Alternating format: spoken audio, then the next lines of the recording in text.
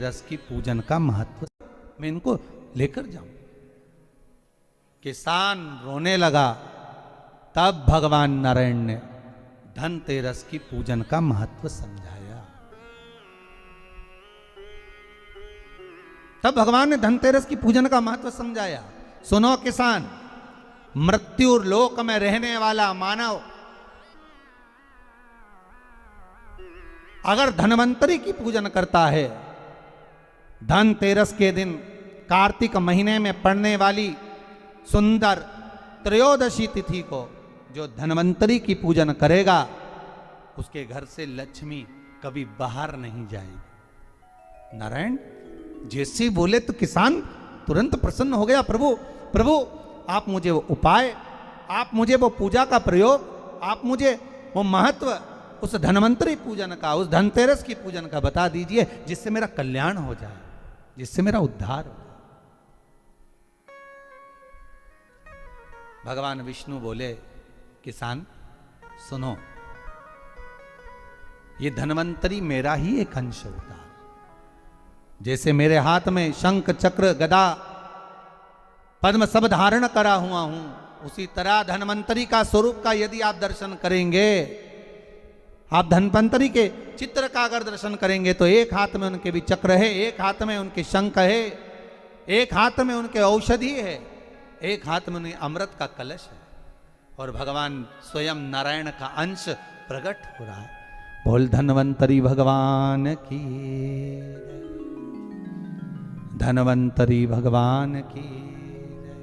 कहते हैं धनवंतरी भगवान का प्रागट्य जब हुआ था, तो भगवान शंकर ने धनवंतरी देव को देखकर कहा, वाह रे प्रभु वाह, क्या सुंदर स्वरूप धारण कर कर आए हो।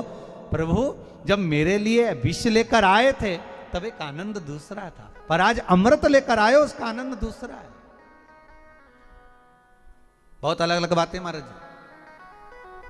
शिव महापुराण की कथा कहती है, दो तरह की वाणी होती है। एक में आपने क्रोध कर दिया, आप शब्द कह दिया, ताना दे दिया, गालियां दे दी, और एक शब्द अमृत का मीठा बोल दिए, प्रेम की वाणी बोल दी, उसका एक आनंद दूसरा है, उसका एक संबोधन दूसरा है। एक विष लेकर आ रहा है, एक अमृत लेकर आ रहा है। शिव जी कहते हैं जो अमृत लेकर आ रहा है उसका आनंद ही दूसरा है, उसके चेहरे की चमक ही दूसरी है। भगवान विष्णु कहते हैं, सुनो किसान, मैं आपको धनवंतरी पूजन का विधान बताता हूं। भगवान कहते हैं, किसान सुंदर कृष्ण पक्ष की त्रयोदशी को कार्तिक के महीने में धनवंतरी देव का पूजन, धनतेरस का पूजन माना जाता है। सुनो किसान, एक सुंदर भूमि पर देसी गाय का गोबर से लीपन कर कर, अगर गाय का गोबर ना मिले, सुंदर जल से लीपन कर कर वहां एक सुंदर चौक को पूर कर, आप सभी को ज्ञात होगा कि चौक पूरने में रंगोली का प्रयोग नहीं होता। आप लोगों को मालूम होगा, चौक पूरने में आटा और हल्दी का प्रयोग होता है। काय का प्रयोग होता है? आटे और हल्दी का प्रयोग। आटे हल्दी का प्रयोग क्यों होता है? क्योंकि आटा समृद्धि को बढ़ाता है, लक्ष्मी वैभव को बढ़ाने वाली हल्दी होती है। इसलिए जब चौक पूरा जाता है भूमि पर, तो चौक पूरते समय आटा हल्दी का प्रयोग करते हैं। थोड़ा सा चावल का दाना या गेहूं का दाना रख दिया जाता है, उसके ऊपर एक सुंदर चौकी, एक चौरंग, एक पाटा रख दिया जाता है। भगवान विष्णु बता रहे हैं किसान को धनतेरस के पूजन का वर्णन, और जो भगवान विष्णु ने बताया है वही पूजन का वर्णन आप लोग श्रवण कर रहे हैं। आज धनतेरस है, आज धनतेरस का प्रयोग कर पूजन करें, और शिव महापुराण के इस भाव को, विष्णु पुराण के इस भाव को, स्कंद पुराण के इस भाव को आप धारण करें, और जो विधान भगवान विष्णु बता रहे हैं उसके हिसाब से, उसके अनुसार आप लक्ष्मी का पूजन, धनतेरस का पूजन करें। चौकी लगाएं, चौरंग लगाएं, पाटा लगाएं, उस पाटे पर एक सुंदर लाल वस्त्र धारण करा दें, लाल वस्त्र बिछा दें।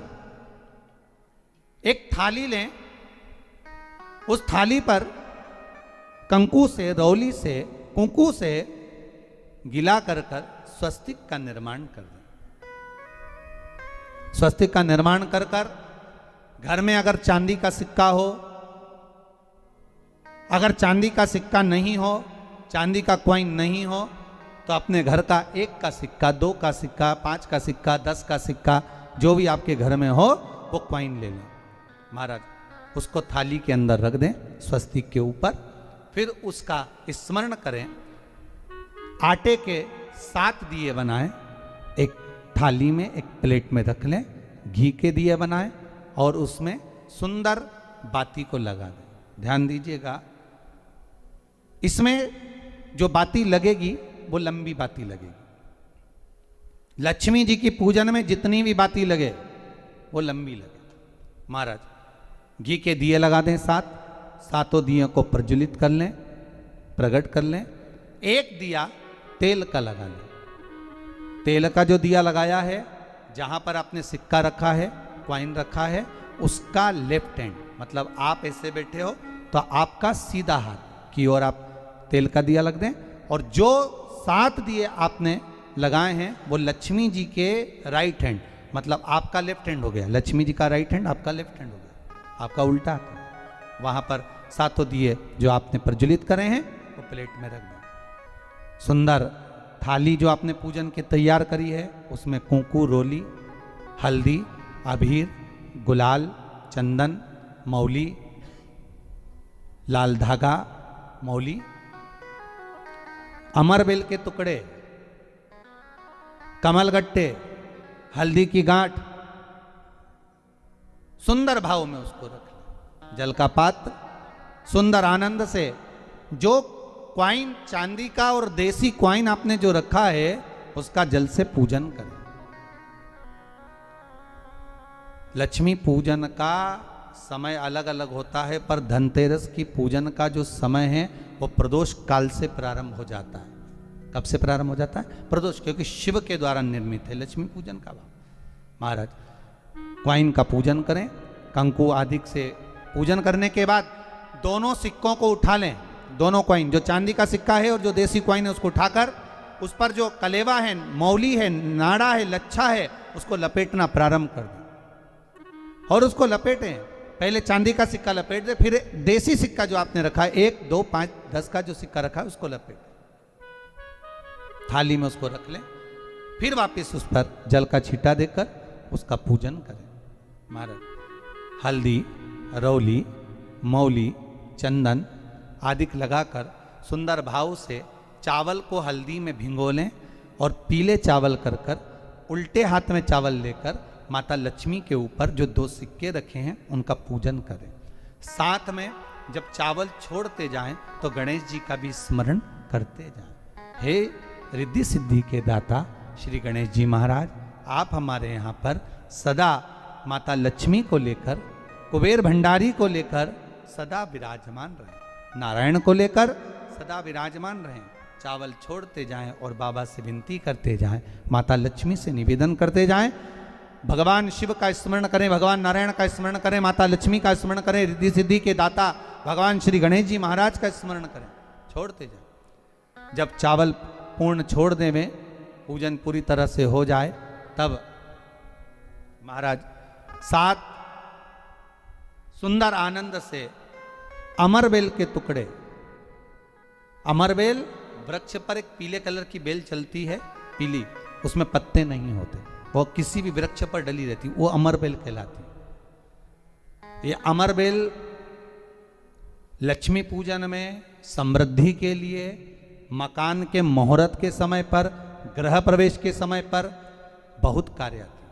महाराज ये अमरबेल को पानी की जरूरत भी नहीं पड़ती, आप रूप किसी वृक्ष पर डाल दी जाए वो अपने आप फलती चली जाती है। उसी तरह हमारे यहाँ भी हम भगवान से यही प्रार्थना करते हैं, जैसे अमरबेल बिना पानी पड़े भी किसी भी वृक्ष पर डाल दी जाए पनपती जाती है, बढ़ती चली जाती है, ऐसे हमारे घर में बेभव लक्ष्मी बढ़ती जाए। अमरबेल के 7 टुकड़े, कमलगट्टे 7, हल्दी की गठान 7 माता लक्ष्मी को समर्पित कर दें। दोनों हाथों में हल्दी पिसी हुई लीजिए और माता लक्ष्मी के ऊपर उसे चढ़ाना प्रारंभ कर दीजिए। 7 बार पिसी हुई हल्दी वो सिक्कों पर चढ़ा दें, अपनी मनोकामना कर कर अपने घर में माता लक्ष्मी को विराजमान करने के लिए। जब हल्दी पूर्ण चढ़ जाए, हाथ में कुंकू ले लीजिए, रोली ले लीजिए, उस रोली कुंकू को भी माता लक्ष्मी को समर्पित करिए। तब इसके पश्चात सुंदर जो भी घर में मिष्ठान हो, मीठा हो, नहीं हो, शक्कर हो, गुड़ हो, मिश्री हो, जो भी आपके पास में हो, खड़ी शक्कर हो, वो भगवान को माता लक्ष्मी को भोग रख दीजिए। अगर कुछ मीठा बना हो तो मीठा रख दीजिए। महाराज घर में संपूर्ण पूजन कर कर आपके घर में जो देवालय में भगवान बैठे हैं उनका भी पूजन करिए। पूजन करने के पश्चात आप माता लक्ष्मी से निवेदन करिए, हे माँ आप हमारे यहाँ सदा विराजमान हो। महाराज ये जो पूजन है भगवान विष्णु जो बता रहे हैं किसान को, ये 5 दिन की पूजन है पूरी पूरी। आज कौन से दिन का पूजन बता रहे हैं? पहले दिन का। आज धनतेरस से रूप चौदस, अमावस्या, एकम और दूज, ये 5 दिन तक दीपावली का पर्व मनाया जाता है, दीप महोत्सव मनाया जाता है।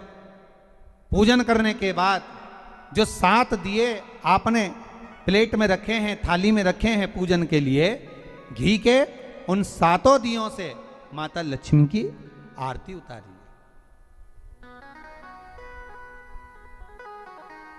उन 7 दियों से माता लक्ष्मी का पूजन करिए। माता लक्ष्मी से विनती करिए, मां हम आपके पुत्र हैं, मां आप हमारे घर का रास्ता भूल गई हो मां, बहुत कष्ट है, बहुत दुखी है मां।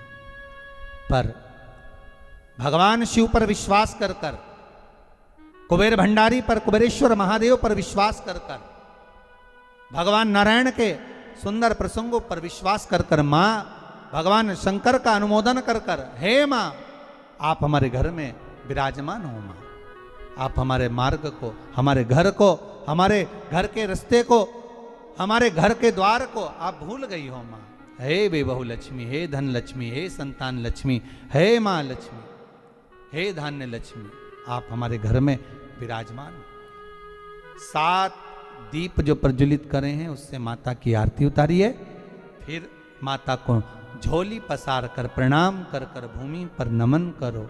जब झोली पसार कर प्रणाम करें, झोली को अपनी ओर गिरा लें और माता को नमन कर कर जो 7 दिए आपने लगाए हैं, उन 7 दिए को अलग अलग स्थान पर ले जाकर, जैसे घर के हॉल में, एक रसोई घर में, एक जहाँ पर आप लक्ष्मी रखते हो उस स्थान पर, एक घर के द्वार के पास में, एक तुलसी के क्यारे के पास में,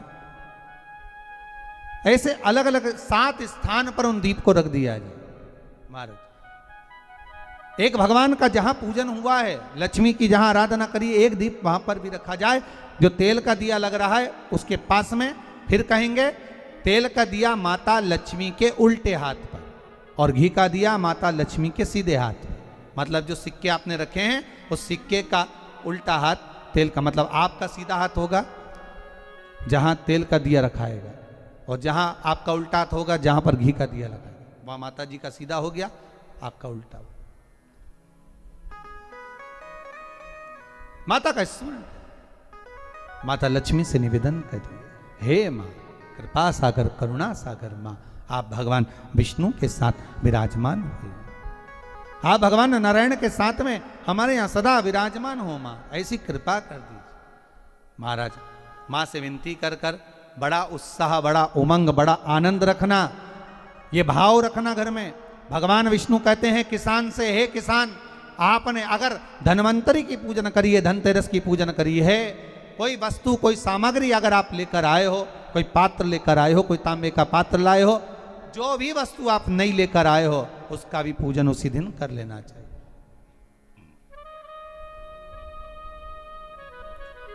उसका भी पूजन कर लेना चाहिए। बड़ा भाव रखकर भगवान विष्णु ने किसान को बताया, बड़ा भाव। किसान सुनकर बड़ा प्रसन्न हुआ। नारायण प्रभु, क्या मां फिर मेरे घर में रहेगी? भगवान कहते हैं सुनो किसान, ये लक्ष्मी अगर आप धन्वंतरी का पूजन करते हो, धनतेरस का पूजन सुंदर कार्तिक के महीने की कृष्ण पक्ष की त्रयोदशी को अगर आप कर रहे हो, तो ये लक्ष्मी भले मेरे साथ वैकुंठ में जाकर रहे, पर लक्ष्मी का एक अंश तुम्हारे घर से कभी नहीं जाएगा, वो सदा विराजमान रहेगा। ऐसी है मां धन्वंतरी की पूजन।